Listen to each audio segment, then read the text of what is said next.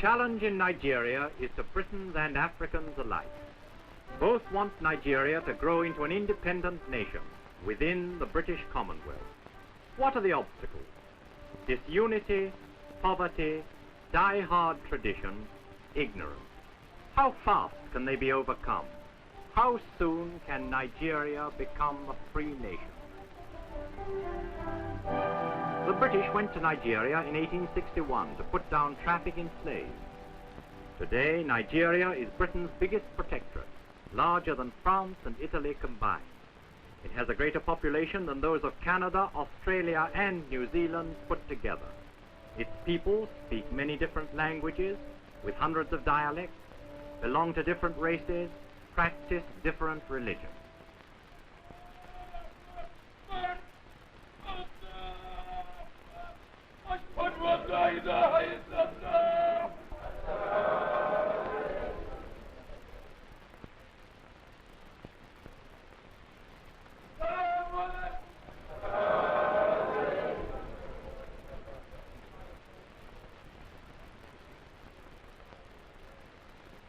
In the Muslim north, on the fringe of the Sahara, live the Hausa people, rooted in tradition, often suspicious of Western ideas.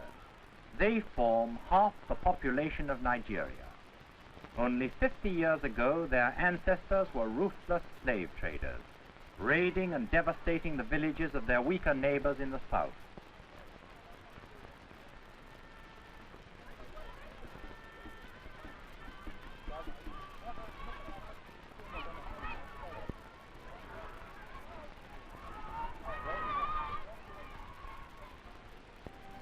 Britain accepted their principle of hereditary rule.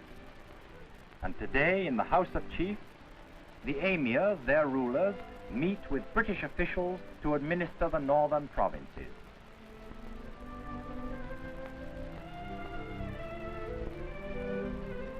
In Kano, the northern capital, there are houses with electric light, telephones, and piped water. But modern ways have hardly touched the mass of people outside the cities.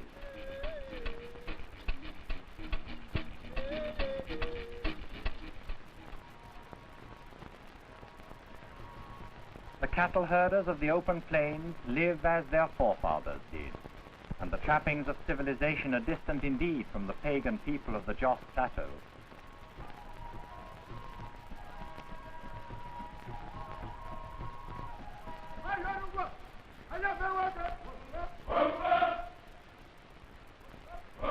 In the southeast, the Igbos, farmers and smallholders, eager to learn, sometimes ready to contribute their labor free for community projects like this new road, linking together two villages.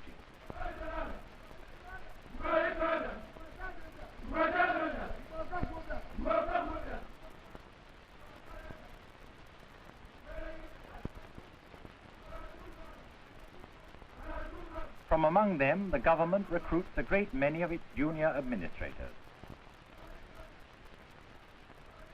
And they have a strong sense of fun.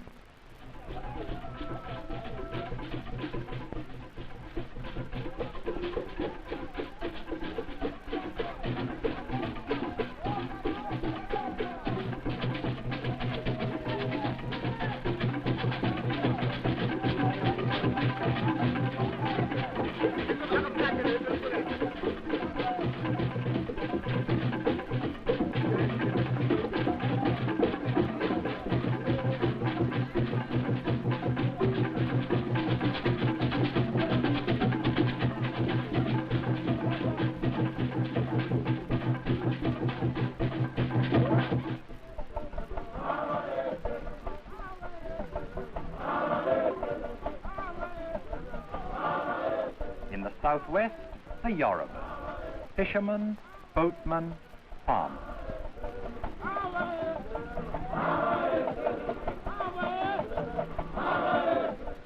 They have a long and cruel history of civil war, in which whole districts were devastated and their inhabitants massacred and enslaved. Now their chiefs rule peacefully with British advice. Their capital, Ibadan, is the largest Negro city in Africa. But deep in the interior, old habits and old beliefs are still strong.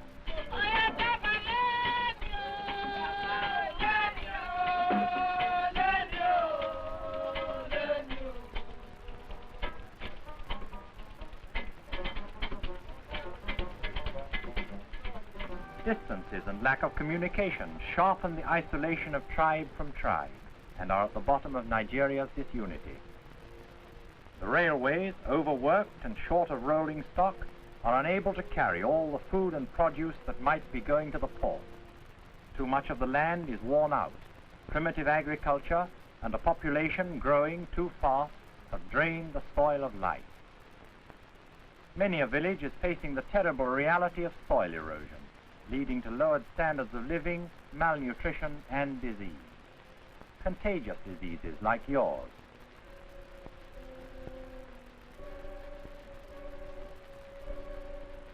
Hookworm, often caught from infected water. Malaria, carried by mosquitoes, and epidemics of smallpox, yellow fever, typhus.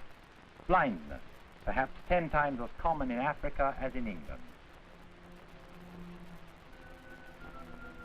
Sleeping sickness, spread by the tsetse fly. Leprosy, 68,000 cases treated in a year.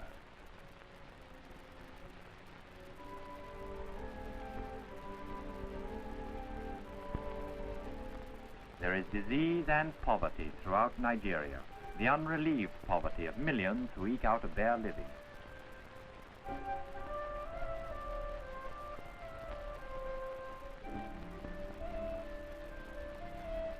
Lagos, the capital, is badly overcrowded. 3 out of 5 of the dwellings in the city have been condemned as not fit to live in. People are drawn to Lagos by the hope of a better job with more money, but there are not enough jobs. The startling truth is that the population of Nigeria has doubled in 50 years of peace. There can be no solution to Nigeria's problems unless her development, both economic and social, can be made to keep pace with this rapid growth of her peoples.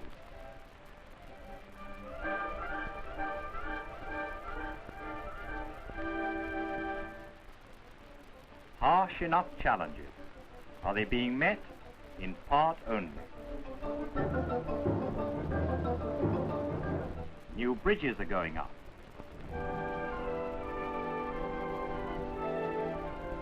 Great efforts are being made to patch up rolling stock and to keep it in repair.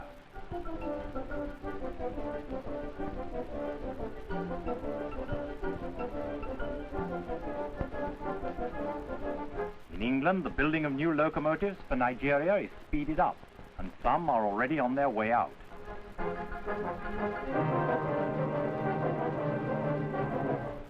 Mechanization has made a good beginning in the government-owned collieries in the east, and will increase output when the railways are ready to take the coast.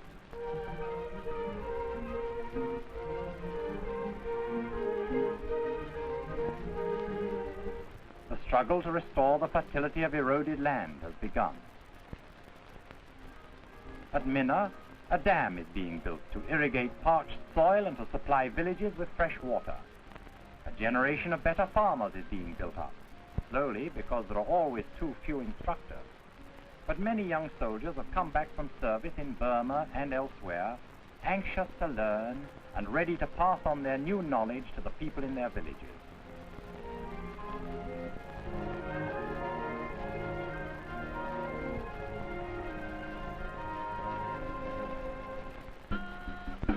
And Africans are being taught to fight disease that once they met with a hopeless fatalism. The Sleeping Sickness Service is cutting down great areas of bush, destroying the breeding ground of the tsetse fly. Malaria is being kept down by the clearing out of mosquito swamps. Hookworm diminishes when clean water is available.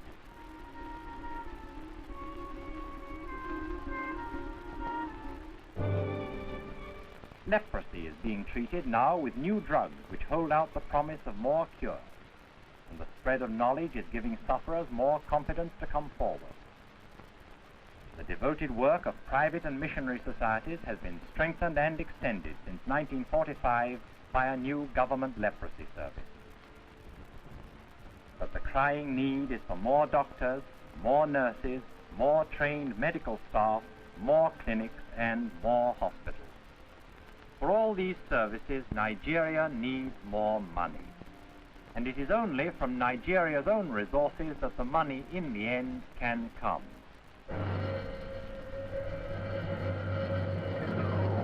The country has great resources.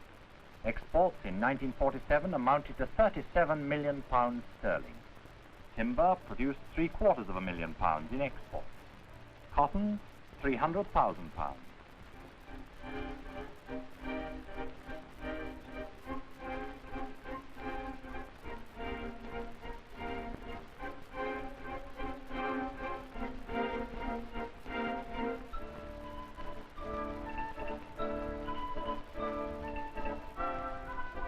Palm kernels and palm oil, £9.5 million.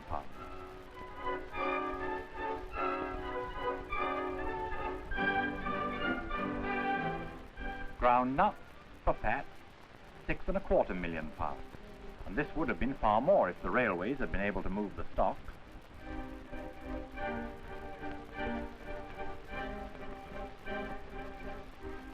Cocoa, £10.5 million.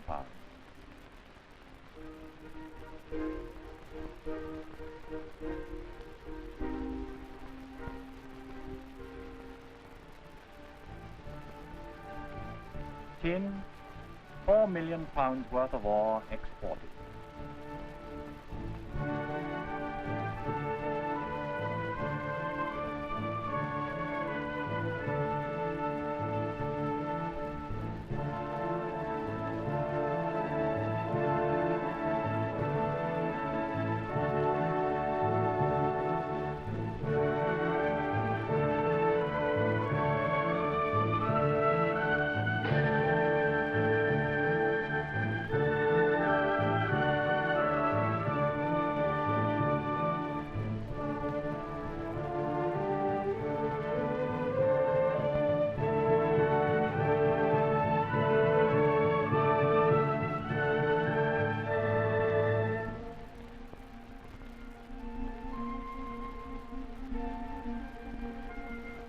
And along with the privately owned industries, there is growing up a government-inspired cooperative movement. It sets out to improve the lot of the local craftsmen and smallholders.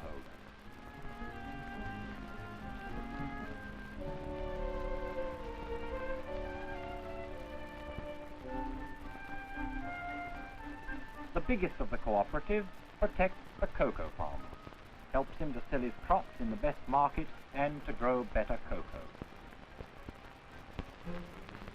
From the taxes and duties paid by industries, the Nigerian government derives a good part of its revenue.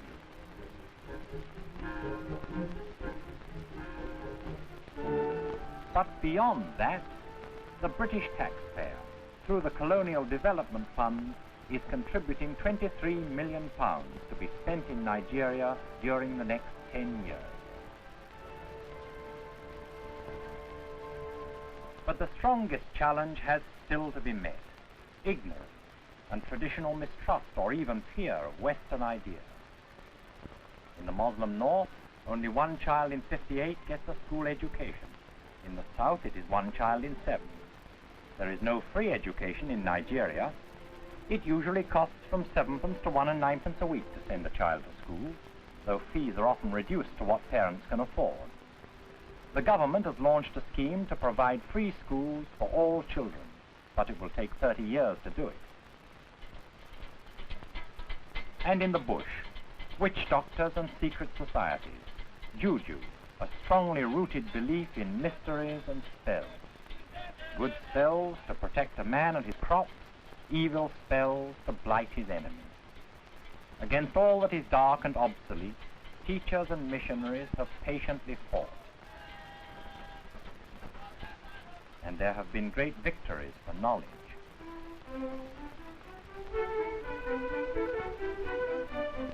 Many Africans have risen to distinction and today occupy important posts: police officers, barristers, high court judges.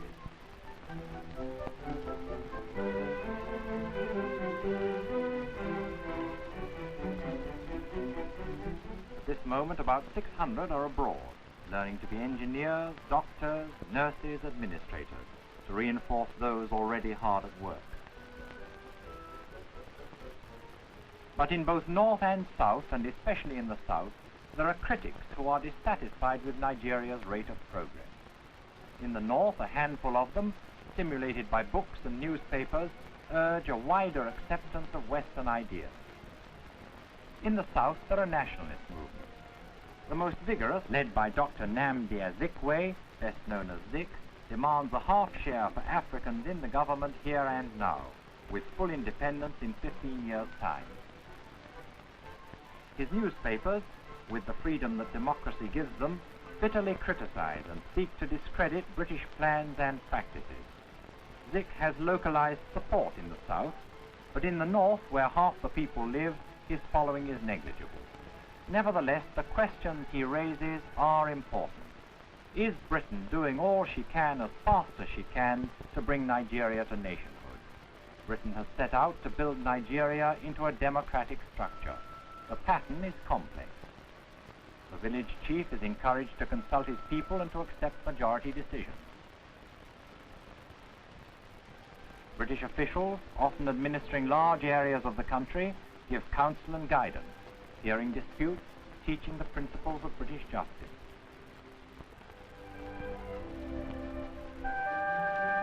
The emirs and chiefs, whose authority was recognized before Britain came to Nigeria, helped to run the country under the system of indirect rule, with the advice of a civil service under the governor in Lagos. In 1946, Nigeria took a great step forward. A new constitution was adopted, setting up in North, East and West elected houses of assembly to take decisions on regional affairs. At the same time, the Legislative Council was reformed and became a parliament for all Nigeria. In both assemblies and councils, Africans are in a majority, and though they are subject to the overriding power of the governor, all are able to learn and to practice the arts of government. How soon can Nigerians alone govern their country? The sharp conflict is not over the ultimate aim, but over the time it will take to achieve this aim. It will not be enough to hand over the government to an educated minority, or to return the people to the lordship of traditional rulers.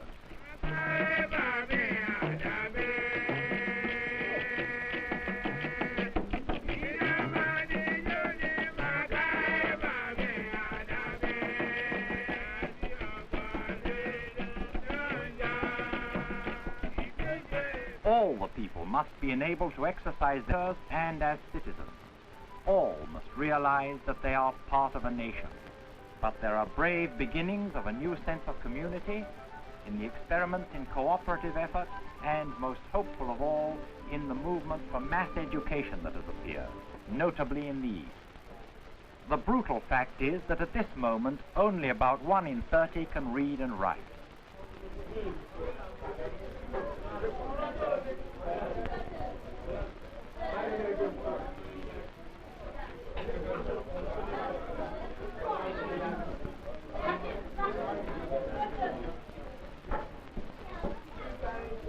How soon?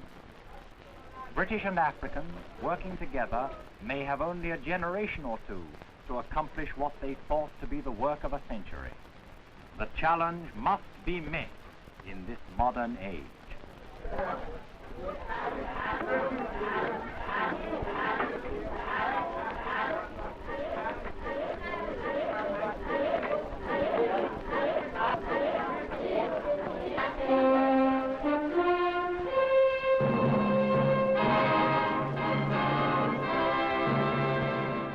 Thank you so much for watching our videos. Now we need to spread this word, and we need to do it together. For that to happen, we need your help. Just 5 little steps that you could help us to spread the word. Number one thing we need you to do is to like the videos. Please go like this video right now. Number two, if you have not yet subscribed to our channel, please go ahead and subscribe to the channel. Number three, we need you to press and click on that notification bell. You see the bell? Go press on it. And number 4, we need you to go comment. Write your comment, good or bad. Just write what you feel. Number 5, share, share, share. Share on every platform. Share on Instagram. Share on Facebook. Just share and spread the word. Thank you so much.